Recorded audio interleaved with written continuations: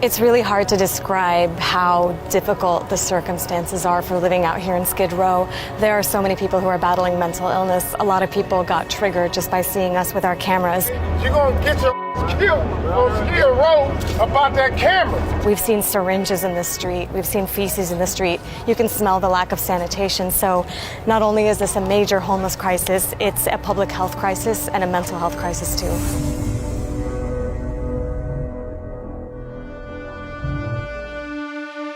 When you hear Los Angeles, you probably think movie stars, beaches, and endless shopping. What you don't hear, though, is that this is ground zero of America's homelessness crisis.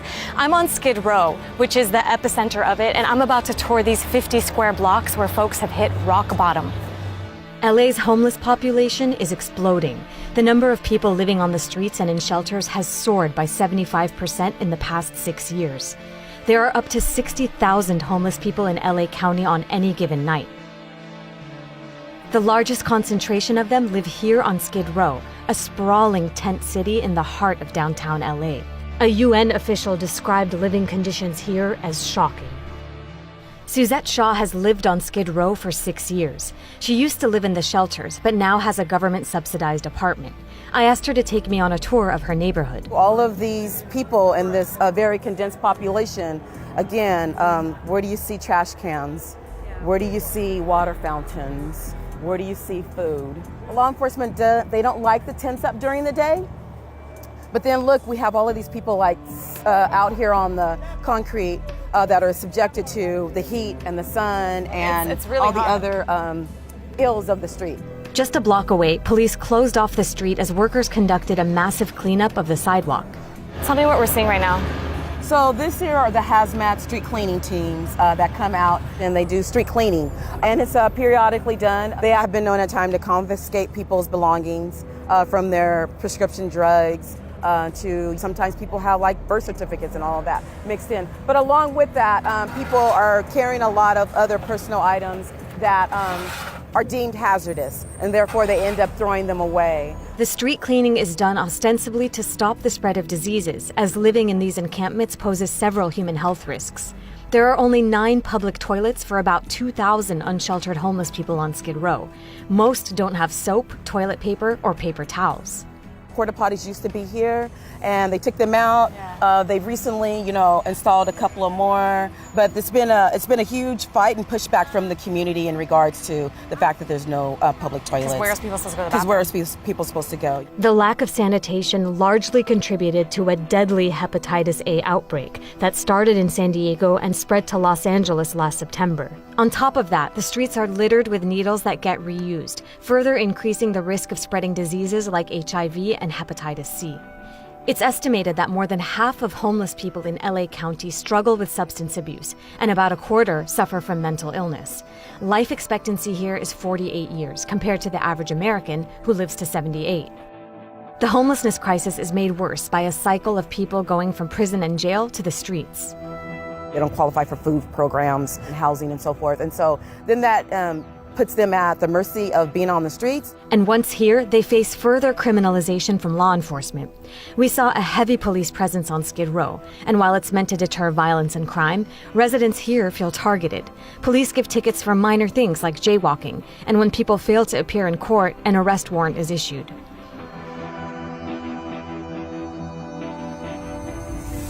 Oftentimes, former inmates with mental illness end up homeless without access to medical or psychiatric help.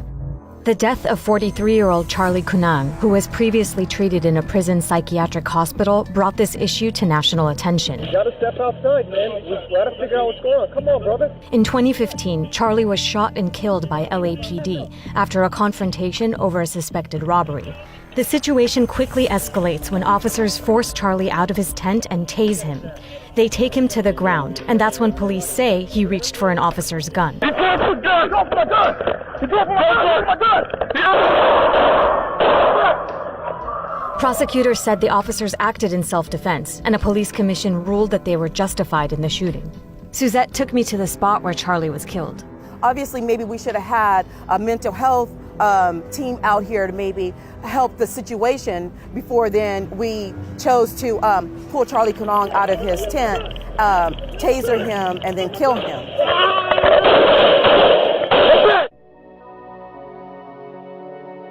Women are a growing population on Skid Row.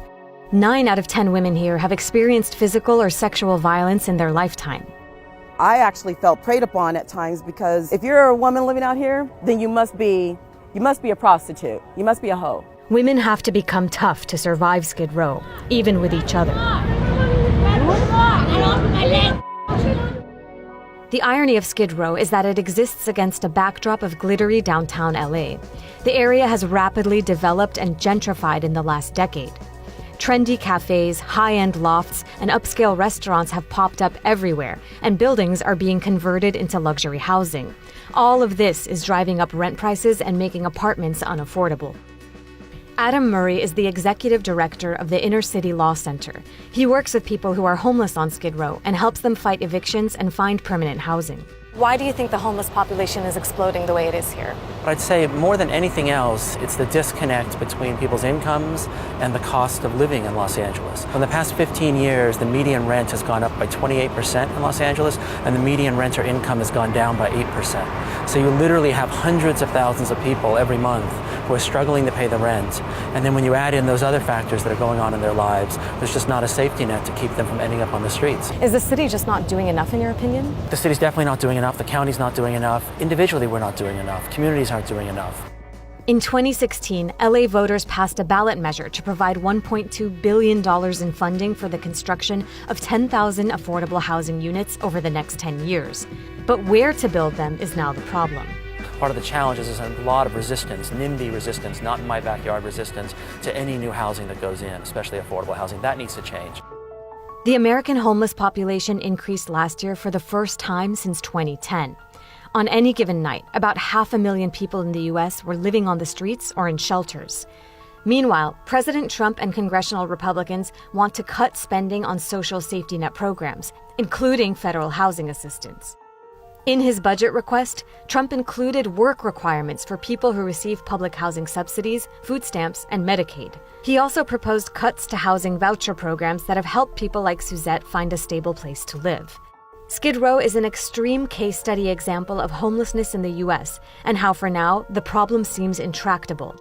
Most people here are chronically homeless, meaning they've been living as such for at least a year or repeatedly.